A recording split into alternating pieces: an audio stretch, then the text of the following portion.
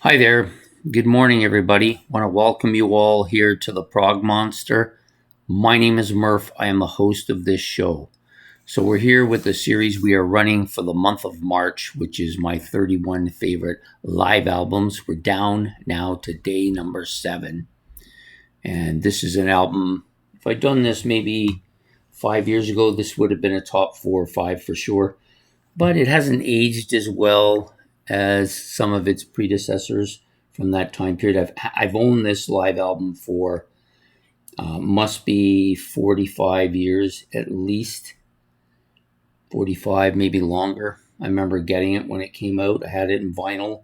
Now I have it in CD, and I've had this particular CD for a good 3 decades as well. So this is Kiss Alive 2, released back in 1977. Some people, and me included, kind of wish they had done 4 live sides instead of 3. It was better in the original version than it was on this. The fourth side of this is not live at all. Maybe none of it's live really. It has a live effect then. Let's go with that. We'll stick with it. So this has some of their best hits, at least from their 4th, 5th, and 6th albums, which is what they tried to do here. They tried to do the same thing as they did on the first Kiss Alive, but using the 4th, 5th, and 6th album as opposed to the first 3 albums with the first Kiss Alive. But this is good. I really like this picture quite a bit more than the front cover. Really good shots of all 4 of them. Gene's looking kind of like he just came out of the zombie apocalypse there. Ace looks great. Paul looks great. And even Peter looks good, even if he does have his mouth open. Anyways, some really catchy stuff on here.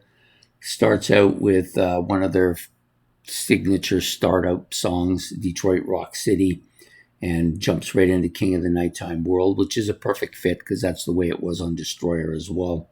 Then you've got Ladies' Room, which is a classic, well-known Kiss song. You have Making Love, which is really quite heavy on this album, quite a bit heavier, and actually kind of brings up the one thing about this album that has always kind of bothered me. It's quite screechy. Well, screechy is probably not a good word. It's loud. There's a loud effect to it that isn't normal loud. I don't know what to say about it, but it comes to the fruition with Making Love and Love Gun, the final 2 tracks on that side 1. The second side, Calling Dr. Love, Christine 16, and then the extraordinarily great guitar solo from Ace Frehley on Shock Me. And then you've got Hard Luck Woman, another very good Peter Criss vocal. This is actually the better version, I think, of it. And you got Tomorrow and Tonight, which I think is a bit of a weak tune. It's never been one of my favorite of theirs anyways. The second disc has another live part on side 3, which I think is one of the better parts, the better live parts. I Stole Your Love, absolutely great here. I think it's better than the domestic version by far. And then they have another Peter Criss ballad here with Beth. God of Thunder, quite heavy on this. I Want You and Shout It Out Loud, rounding it out. I still think that the first side is the best side of the 3. And then you have the fourth side, which is not really live, so I'm not going to spend too much time on it.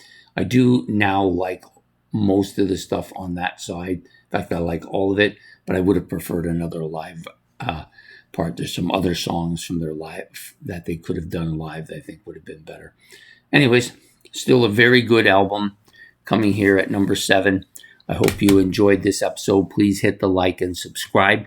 If you want to say anything about Kiss or about Alive 2, you can do that in the comment section, or you can just pick your own album and put it in there for day number 7. So we will see you all tomorrow.